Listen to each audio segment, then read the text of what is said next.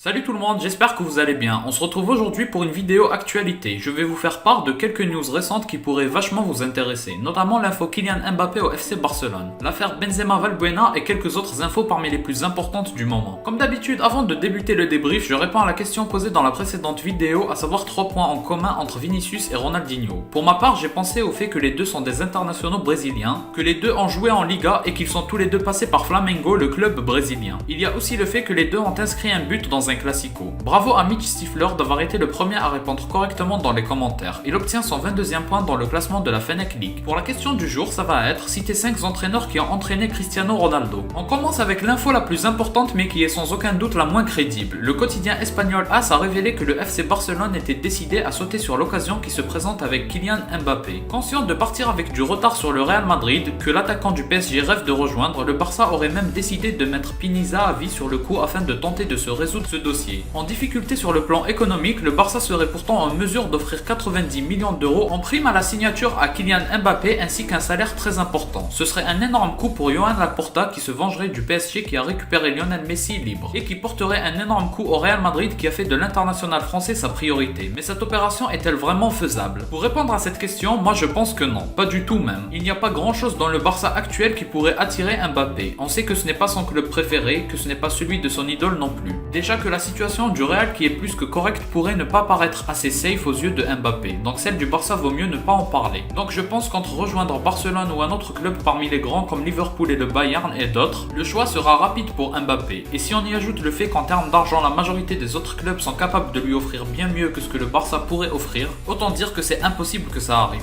Voici le classement en Ligue des Champions après 3 journées de disputées. On voit Paris et City en tête comme on pouvait s'y attendre, mais pas forcément dans cet ordre-là. Première partie de qualification plutôt réussie par Paris. On voit Liverpool en tête ainsi que l'Atlético et Porto en 2e et 3e position, avec le même nombre de points et Milan à 0 points. Voir Porto tenir les autres équipes, ça c'était pas attendu, ni le fait que Milan ait 0 points, mais ça montre la difficulté de ce groupe de la mort. On voit l'Ajax et Dortmund en tête, comme on pouvait s'y attendre, on a bien vu que cette équipe de l'Ajax rappelle celle d'il y a quelques années qui avait fait des dingueries. On voit le Tiraspol et le Real en tête, ensuite l'Inter et enfin le Shakhtar. Voir Tiraspol en première position c'était vraiment imprévisible, mais comme quoi la Ligue des Champions c'est la Ligue des surprises. On voit le Bayern en première position et Benfica devant le Barça. C'était pas si prévisible mais loin d'être impossible. Et dans ce groupe là, on a l'impression que le Barça risque de goûter à l'Europa League. On voit Manchester United en première place, ensuite l'Atalanta et Villarreal derrière, et enfin les Young Boys. Le classement est tel qu'on pouvait s'y attendre mais a eu des matchs de fou pour ça. Rien n'est encore joué dans ce groupe selon moi, United est trop instable et montre trop peu de garanties. On voit que Séville n'est pas à son vrai niveau dans le groupe G, par contre Salzbourg s'installe de plus en plus parmi les grands de la LDC. Et enfin on voit la Juventus et Chelsea en tête du dernier groupe, comme on pouvait s'y attendre mais dans l'ordre inverse. Et on termine sur la dernière info actu. Voilà les infos principales sur l'affaire impliquant Benzema et Valbuena. Karim Benzema et 4 hommes comparaissent depuis mercredi devant la 7e chambre correctionnelle du tribunal judiciaire de Versailles, dans l'affaire dite de la sextape de Mathieu Valbuena. L'attaquant du Real Madrid est suspecté d'avoir aidé ses coprévenus à faire pression sur son ancien coéquipier pour qu'il paie, en échange de la non-diffusion d'une vidéo de ses histoires en privé. Au deuxième jour du procès de Karim Benzema dans l'affaire de la sextape de Mathieu Valbuena, le parquet de Versailles a demandé au tribunal correctionnel de prononcer une peine de 10 mois d'emprisonnement avec sursis et 75 000 € d'amende contre le joueur du Real Madrid. J'espère pour Benzema que ça n'aura pas d'effet négatif sur ses chances au Ballon d'Or 2021, même si à mon humble avis, ça doit avoir de très mauvaises conséquences. Par contre, Benzema peut les faire oublier avec une ou deux masterclass, notamment face au Barça au Classico. Voilà donc les 3 principales informations dont je voulais vous faire part. Si vous avez aimé, laissez un like et abonnez-vous pour me soutenir. Moi je vous dis à la prochaine, portez-vous bien.